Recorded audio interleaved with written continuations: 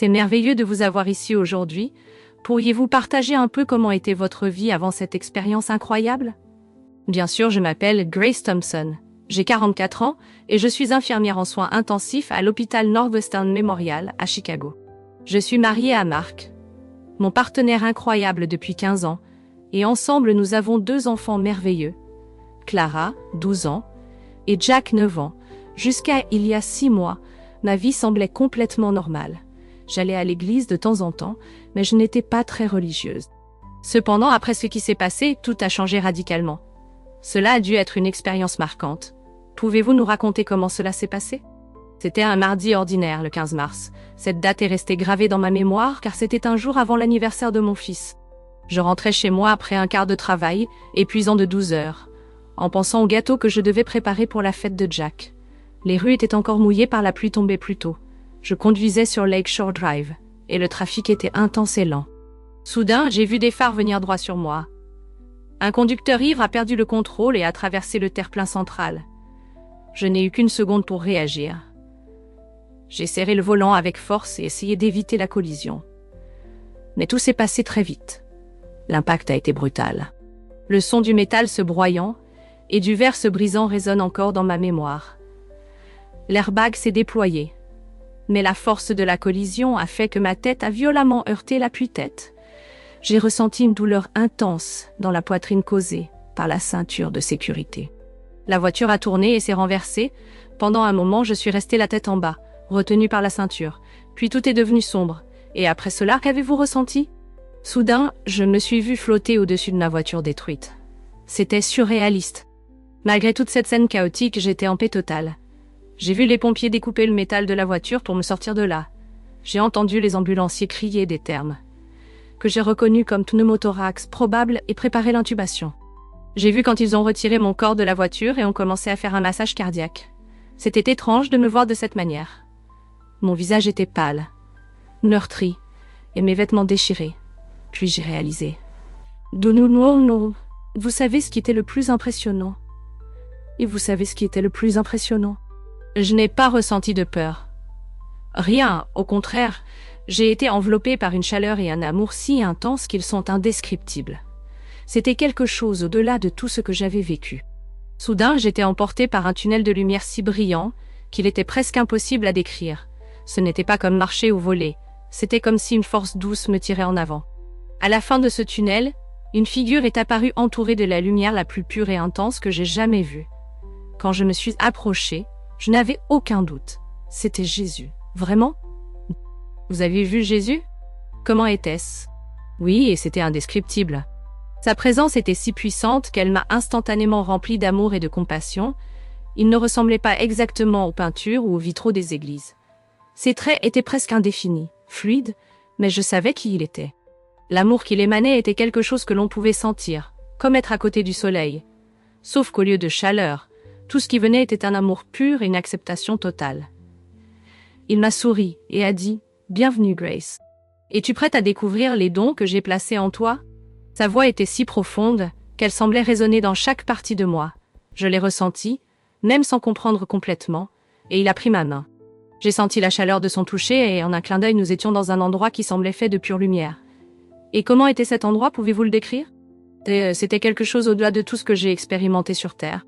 Tout autour de moi semblait briller d'une lumière dorée, radiante, des rivières de lumière coulant comme si elles avaient leur propre vie, pleines d'énergie et de mouvement. Les couleurs étaient incroyablement vives. Les bleus étaient si profonds qu'ils semblaient infinis, et des tons de violet plus beaux que n'importe quel coucher de soleil que j'ai jamais vu. Jésus a expliqué que ces rivières étaient le flux constant du Saint-Esprit, connectant toute la création. Il a dit que, même sur Terre, lorsque nous ne pouvons pas voir ou sentir, cette énergie divine est toujours présente, prête à nous guider et à nous fortifier. Et pendant qu'il parlait, je pouvais littéralement voir les mots se former dans l'air, brillant d'une manière qui semblait impossible à être fausse. Le plus impressionnant était à quel point tout semblait réel. Vous savez quand vous faites un rêve, et que les choses sont un peu floues ou confuses. Ce n'était rien de tel. Chaque détail était cristallin, plus réel que tout ce que j'ai jamais vécu dans le monde physique. Et après cela, que s'est-il passé? C'est alors que Jésus m'a montré quelque chose d'incroyable. À l'intérieur de moi, il y avait des sphères de lumière brillantes, presque comme une radiographie spirituelle. Au lieu d'os, ces sphères d'énergie pulsaient, vivantes. Il a expliqué que c'étaient les dons du Saint-Esprit, qu'il place en chacun de nous. Il y avait 7 dons principaux, chacun avec sa propre énergie et son propre but. À mesure qu'il me montrait chacun d'eux, je pouvais les sentir vibrer en moi, comme si une musique résonnait directement dans mon âme. Au début, c'était si intense que j'étais étourdie, presque comme si j'étais enivrée par la force de tout cela. Mais Jésus était là, tenant ma main, et m'ancrant dans cette expérience incroyable. Ces dons, qu'a-t-il dit à leur sujet? Oh, il a tout expliqué. Le premier don qu'il m'a montré était celui de la sagesse. C'était un orbe bleu intense, vibrant d'une énergie incroyable. Il a dit que ce don nous donne la capacité de voir la vie du point de vue de Dieu. Il ne s'agit pas seulement de savoir les choses, mais d'appliquer la sagesse divine dans la pratique, au milieu des hauts et des bas de la vie. Jésus m'a montré des moments de ma propre histoire où j'ai utilisé ce don sans même m'en rendre compte. Des situations où je donnais des conseils à des amis, ou prenais des décisions, qui à l'époque semblaient n'être que de l'intuition. Mais maintenant, je voyais qu'elles étaient guidées par Dieu. Une scène spécifique m'a marquée lorsque j'ai conseillé un jeune patient qui faisait face à un diagnostic difficile. À l'époque, je pensais que ces mots étaient apparus de nulle part, mais maintenant je voyais clairement que c'était le fruit de la sagesse divine agissant à travers moi. C'était impressionnant de réaliser comment développer ce don pouvait transformer toute ma vie. C'est comme si la sagesse était un fil d'or, tissant chaque choix et relation, rendant tout plus aligné avec le but de Dieu. Le prochain don qu'il m'a montré était la compréhension, représenté par un orbe vert vibrant. Il a expliqué que ce don ne consiste pas seulement à comprendre les choses de manière superficielle, mais à voir les vérités profondes de la parole de Dieu et du monde qu'il a créé. Jésus m'a montré comment ce don ouvre nos yeux pour voir la présence de Dieu en tout. De la beauté détaillée d'une fleur à la complexité absurde du corps humain. Quand nous commençons à voir de cette manière, chaque moment de la vie devient une chance de nous émerveiller de l'amour et de la créativité de Dieu. Je me souviens d'un moment qui était comme une leçon pratique divine. Jésus m'a montré une seule cellule. C'était comme si je regardais à travers un microscope incroyable, et je voyais chaque détail, le mouvement parfait des organelles, l'organisation impressionnante de l'ADN. Ensuite, il a élargi la vision, me montrant comment cette cellule faisait partie de quelque chose de plus grand, un système antenne. Un organe, une personne entière. C'était à couper le souffle de réaliser comment tout est connecté, criant le génie du Créateur. Cela semble vraiment spécial. Cela semble vraiment spécial. Quoi d'autre a-t-il révélé? Le troisième don était le conseil. Il est apparu comme une lumière orange chaude, presque réconfortante. Jésus a expliqué que ce don nous donne la capacité d'offrir des conseils sages et de prendre des décisions qui reflètent les valeurs de Dieu. Elle a montré comment ce don peut être appliqué dans tous les domaines de la vie, dans les relations, au travail et même dans les petits choix quotidiens. Il m'a emmené dans un moment de mon futur où je devrais faire face à un dilemme éthique au travail. Je me voyais prier avant d'agir et ensuite présenter une solution qui respectait à la fois l'éthique médicale et les principes de Dieu. C'était beau de réaliser que Dieu ne veut pas seulement être à nos côtés dans les grandes décisions. Il veut faire partie même des petits choix, nous guidant avec sa sagesse parfaite. Et ensuite, qu'est-ce qui est venu après? Le prochain don était la force. C'était comme un rayon d'énergie rouge, pulsant avec force. Jésus m'a montré que ce don nous donne le courage d'affronter tout ce que la vie nous lance, en gardant notre foi inébranlable. Je me voyais dans certaines des situations les plus compliquées que j'ai jamais affrontées, luttant contre des maladies, devant combattre des injustices ou résister à des tentations. Mais cette fois je pouvais sentir comment ce don de force spirituelle me donnait le pouvoir de rester ferme et de surmonter tout. Une scène est restée très claire dans mon esprit. Je priais avec impatience, même en sachant que les règles de l'hôpital disaient de ne pas le faire. Pourtant, je suis restée fidèle à ma foi, même au risque de faire face aux conséquences. C'était un énorme réconfort de savoir que Dieu nous donne vraiment la force nécessaire pour affronter n'importe quel défi. C'était comme sentir une vague de courage envahir mon corps, brûlant comme un feu vivant en moi. Et savez-vous ce qui était incroyable? Ce n'était pas de ne pas ressentir de peur, mais de trouver la force en Dieu, même quand la peur est présente. Et les autres dons? Quoi d'autre Jésus vous a-t-il montré? Le cinquième don était la connaissance. Il est apparu comme une lumière blanche brillante, presque comme un phare. Jésus m'a expliqué que ce don nous aide à comprendre les vérités de notre foi et du monde d'une manière que seul Dieu peut montrer. C'est là qu'il m'a montré comment ce don pouvait tout changer. Depuis interpréter les Écritures de manière plus profonde jusqu'à savoir discerner ce qui est vrai, au milieu de tant d'informations conflictuelles dans le monde. Il m'a aussi montré comment cela pouvait ouvrir mes yeux à la beauté du monde naturel.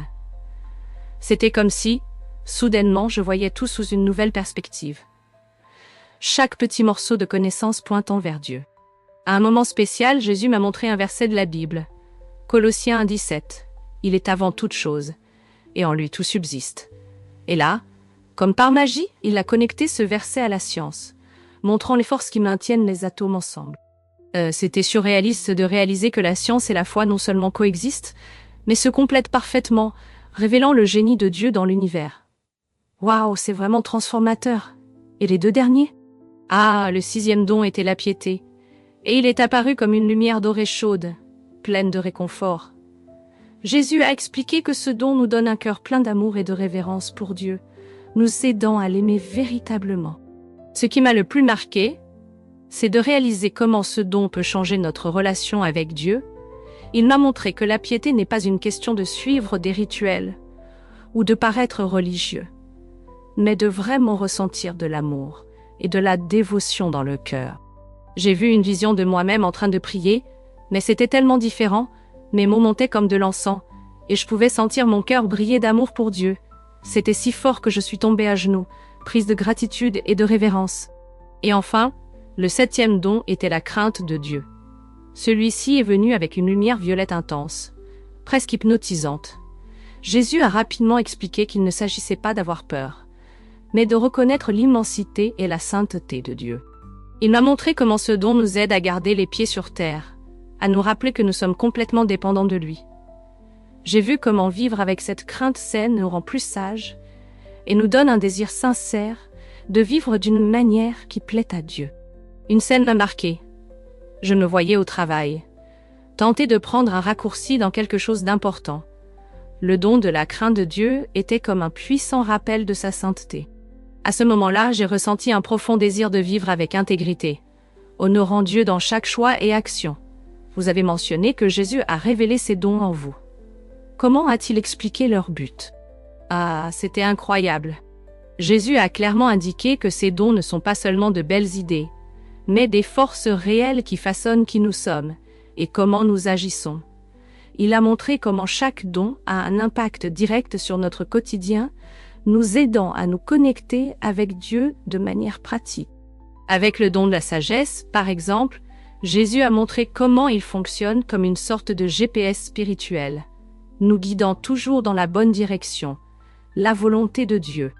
Il m'a conduit à des situations où ce don a fait toute la différence, comme quand j'ai dû prendre des décisions difficiles ou aider quelqu'un. Je me voyais conseiller un collègue au travail, offrant des mots qui à l'époque semblaient être de la pure intuition, mais que je vois maintenant comme des inspirations venant de Dieu. Et le plus beau, c'est quand Jésus a cité Proverbe 2,6. Car l'Éternel donne la sagesse, de sa bouche sortent la connaissance et l'intelligence. Je pouvais littéralement voir ces mots prendre forme, comme si la sagesse était déversée directement du ciel dans nos vies. Comment pouvons-nous percevoir que ces dons sont actifs en nous? Jésus a été très clair à ce sujet. Il a dit que lorsque le Saint-Esprit est présent, notre vie change. Il a parlé des fruits de l'Esprit.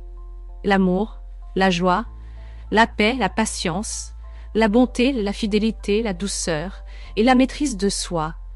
Mais savez-vous ce qui était le plus incroyable? Il m'a montré que ces fruits ne viennent pas d'un effort personnel. Ils poussent naturellement lorsque nous permettons à Dieu de transformer notre cœur. J'ai eu des scènes de moi étant plus patiente dans des moments tendus, traitant des patients difficiles avec bonté et même ressentant la paix dans des situations qui, normalement, me rendraient anxieuse. Jésus a expliqué que les dons et les fruits sont comme une équipe. La sagesse, par exemple, nous aide à trouver la paix parce que nous apprenons à faire confiance à Dieu, et la force renforce notre fidélité pour que nous puissions honorer nos engagements, même lorsque les choses deviennent difficiles. Et comment pouvons-nous cultiver ces dons et fruits? Il a dit que c'est un processus quotidien, quelque chose que nous construisons petit à petit. Jésus m'a montré que des pratiques comme prier, Lire la Bible et me jeûner sont comme ouvrir un espace pour que Dieu agisse en nous. Je me voyais me lever plus tôt pour passer du temps avec Dieu. Et c'était comme si chaque moment en sa présence allumait quelque chose en moi. Ces petits gestes, prier, faire confiance, obéir, sont comme des graines qui, avec le temps, poussent et transforment tout. Jésus m'a montré que même quand nous pensons qu'un acte de foi est petit, il peut faire une énorme différence dans notre parcours spirituel. Jésus a dit quelque chose qui m'a beaucoup touchée, l'importance d'être en communauté. Il m'a montré comment ces dons gagnent encore plus de force lorsque nous sommes connectés avec d'autres personnes qui partagent la même foi. C'était incroyable de voir une scène où un petit groupe d'études bibliques se réunissait et les dons de chaque personne se complétaient. C'était comme si chaque talent créait une mosaïque magnifique de foi et de soutien mutuel. Et comment ces dons affectent-ils nos relations avec les autres? Il a dit quelque chose à ce sujet. Oui, il a clairement indiqué que ces dons ne sont pas seulement pour un bénéfice personnel. Ils existent pour renforcer l'Église et répandre l'amour de Dieu dans le monde. Par exemple, le don du conseil ne sert pas seulement à nous aider à prendre les bonnes décisions, mais aussi à guider les autres avec la sagesse divine. J'ai vu des scènes où l'utilisation de ces dons transformait complètement un environnement. Une qui m'a marqué était quand j'ai utilisé la compréhension pour aider deux collègues qui se disputaient. C'était comme si je n'étais qu'un instrument, et le Saint-Esprit a travaillé à travers moi pour apporter la paix et la réconciliation. Jésus a expliqué que lorsque nous laissons le Saint-Esprit agir, nous devenons de véritables canaux de l'amour et de la puissance de Dieu. Il a cité 1 Pierre 4,10.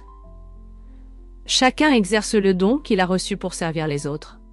Cela est resté gravé en moi, car cela a renforcé que ces dons ne sont pas à garder, mais à partager. Et à propos des éventuels malentendus concernant ces dons, a-t-il mentionné quelque chose? Il l'a mentionné, oui, il a expliqué que le don de la crainte de Dieu, par exemple, n'a rien à voir avec avoir peur de lui. Au contraire, il s'agit d'avoir une révérence si profonde qu'elle nous maintient humbles et alignés avec sa volonté. Il a utilisé une analogie que je n'oublierai jamais.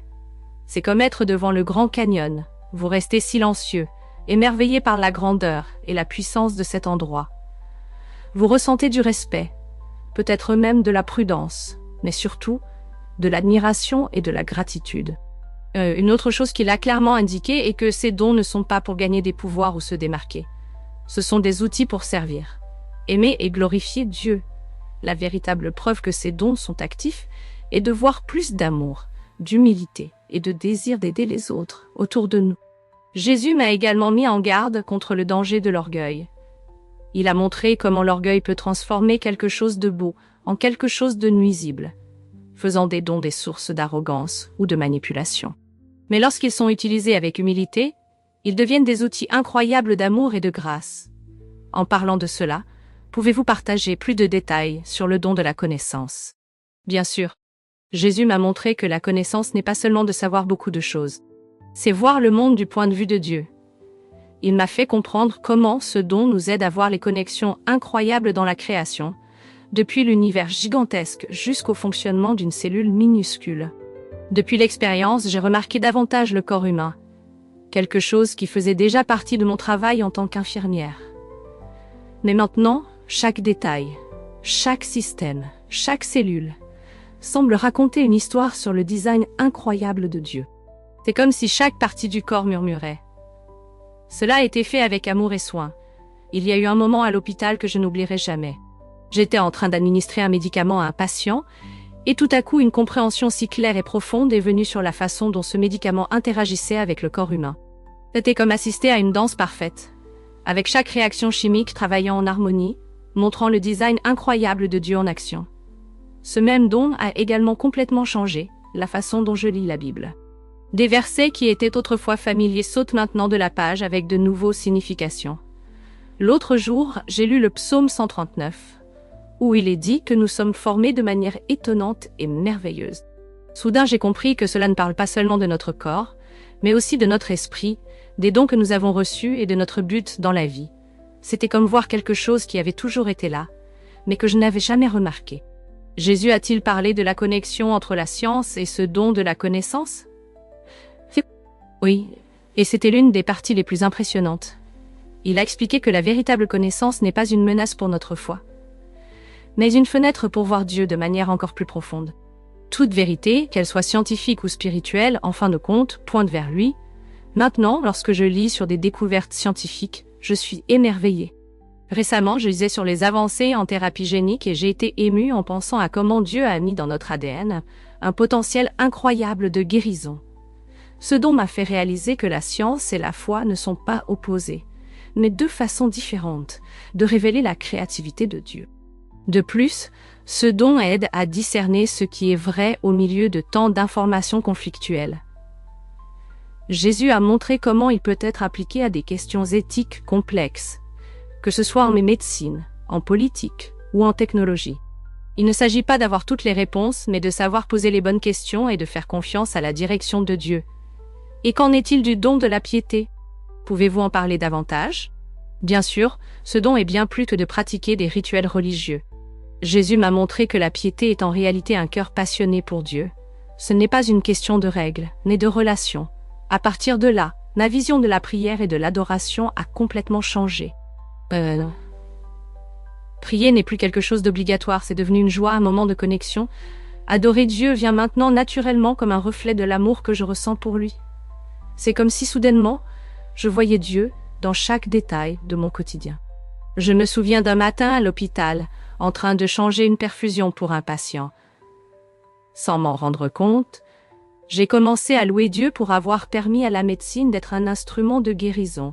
C'était si spontané et sincère que c'était comme si mon cœur priait tout seul. Jésus m'a aussi montré comment ce don transforme notre façon de servir.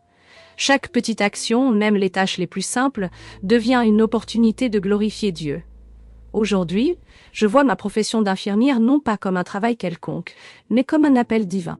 C'est ma façon d'être les mains et les pieds de Dieu pour ceux qui en ont besoin. C'est vraiment quelque chose d'incroyable et d'inspirant. Comment tout cela s'est-il terminé? Après que Jésus m'ait montré les 7 dons, il m'a regardé avec cet amour indescriptible et a dit « Ces dons ne sont pas seulement pour toi, ils appartiennent à tous ceux qui croient. Ce sont des outils pour construire mon royaume et apporter la lumière au monde. Tu vas les utiliser. » À cet instant, j'ai ressenti un tourbillon d'émotions. Joie, responsabilité, but. Des larmes coulaient sur mon visage alors que j'acquiesçais de la tête, sachant que ma vie changeait pour toujours. C'est alors que j'ai entendu le son d'un moniteur cardiaque Viper.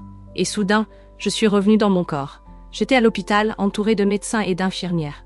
Plus tard, j'ai appris que j'avais été cliniquement morte pendant près de 4 minutes.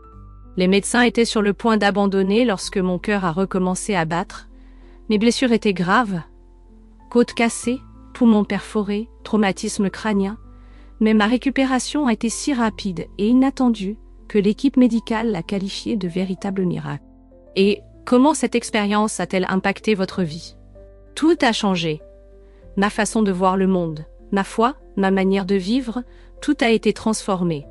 Aujourd'hui, je suis beaucoup plus consciente de la dimension spirituelle qui nous entoure et du pouvoir incroyable que Dieu a mis à notre disposition. Maintenant, mon but est de cultiver ces dons et d'aider d'autres personnes à découvrir le potentiel qu'elles ont en elles. Ma foi n'est plus seulement une croyance. C'est maintenant une expérience. J'ai ressenti l'amour et la puissance de Dieu d'une manière qui a tout changé. Cela m'a donné une nouvelle passion pour la vie. Je me vois admirer chaque détail de la création, chaque petite manifestation du soin de Dieu. Ma famille l'a remarqué aussi. Mon mari, Marc, dit que je suis plus calme et compréhensive. Mes enfants ont remarqué que je semble plus heureuse, même lorsque les choses deviennent compliquées. À l'hôpital, mes collègues disent que ma façon de traiter les patients a changé, qu'il y a maintenant plus d'empathie et une compréhension plus profonde. Je fais encore face à quelques séquelles physiques de l'accident, comme des maux de tête occasionnels et des problèmes au genou gauche. Mais même ces difficultés sont devenues des opportunités de faire davantage confiance à Dieu et d'aider d'autres personnes qui traversent des souffrances. Et pour ceux qui sont sceptiques à propos d'expériences comme celle-ci ou des dons spirituels, que diriez-vous? Je comprends le scepticisme. Avant de vivre cela, j'étais aussi plus concentrée sur ce que je pouvais voir, mesurer et expliquer. Mais ce que j'ai vécu était plus réel que n'importe quoi dans ce monde. La paix, l'amour, la clarté ont été transformateurs. Si je pouvais dire quelque chose aux sceptiques, ce serait « Soyez ouverts, il y a plus dans notre existence que ce que nos yeux peuvent voir ou nos mains peuvent toucher. Ces dons du Saint-Esprit ne sont pas des privilèges réservés à quelques-uns. Ils sont à la disposition de quiconque croit. C'est une question d'ouvrir le cœur et de laisser Dieu agir. J'ai découvert que cultiver ces dons n'est pas seulement une question de changer ma vie. C'est sur comment nous pouvons impacter le monde autour de nous de manière positive. Il ne s'agit pas de quelque chose de magique ou de surnaturel, mais de profiter de la sagesse et de la force que Dieu a déjà mise à notre disposition. Quel message laisseriez-vous à notre public, surtout à la fin de tout ce que vous avez partagé? Mon message serait simple. N'attendez pas de vivre quelque chose de drastique pour commencer à vivre avec un but. Les dons du Saint-Esprit sont déjà là, en vous, attendant d'être découverts. Il suffit de les chercher, de les cultiver, de les mettre en pratique pour répandre plus d'amour et de lumière où que vous soyez. Une des choses les plus profondes que j'ai apprises est que nous sommes tous aimés par Dieu, d'une manière que nous ne pouvons même pas imaginer. Il nous a déjà donné tout ce dont nous avons besoin pour vivre des vies pleines. Et avec un but, peu importe votre profession ou votre rôle dans la vie, que vous soyez infirmière, enseignant, entrepreneur ou autre. Ces dons peuvent transformer complètement la façon dont vous voyez et interagissez avec le monde. Bien sûr, j'apprends encore. J'ai des jours difficiles. Des moments où je n'arrive pas à vivre selon ce que Dieu m'a montré. Mais savoir que ces dons sont avec moi me donne de l'espoir et de l'énergie pour aller de l'avant. Je crois de tout cœur que lorsque plus de personnes se réveilleront à ces dons en elles, nous verrons des changements incroyables dans le monde. C'est comme si chaque personne était une étincelle, prête à allumer une transformation plus grande. C'est ce que Dieu nous a appelés à faire. Répandre l'amour, la foi et l'espérance. Je veux vous remercier de tout cœur d'avoir été avec moi jusqu'à la fin de ce récit et d'avoir écouté ce beau témoignage. Votre présence ici est très spéciale pour moi. Et savoir que nous sommes ensemble dans ce voyage de foi et d'espérance nous remplit de gratitude. Je veux que vous sachiez que je prierai pour vous, demandant à Dieu de prendre soin de chaque détail de votre vie. Vraiment, j'espère que vous pourrez ressentir combien Dieu vous aime, est à vos côtés, même dans les moments les plus difficiles. Si vous faites face à des défis, souvenez-vous, vous n'êtes jamais seul. Il est avec vous, toujours. Merci d'avoir pris un peu de votre temps pour être ici avec moi. Que Dieu bénisse votre vie. Nous nous voyons dans la prochaine vidéo.